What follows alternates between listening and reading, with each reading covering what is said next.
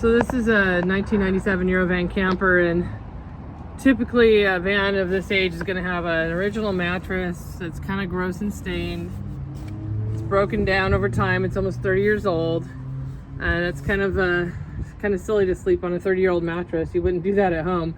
So Poptop World, we created a solution. We got brand new mattresses. Let's get rid of this one and bring over the replacements. So you can see this is not only is a lot nicer looking, but it's much cleaner than this filthy mattress. It's brand new, and it's a half an inch thicker. This is a 2.5 inch mattress versus a 2-inch mattress that was original in the Winnebago camper.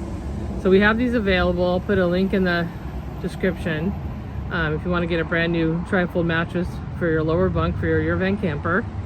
And then less common is the wear and tear on the upper bunks, but sometimes just because of water leaks or things like that, the upper bunks get gross, and so we have brand new upper bunk mattresses as well, and they're just the regular standard size so that they fit within the pop top, and they're all made locally here at our upholstery shop in Everett, Washington. We ship nationwide, or you can arrange to, we'll call them at our shop in Everett or at our store in Whidbey Island.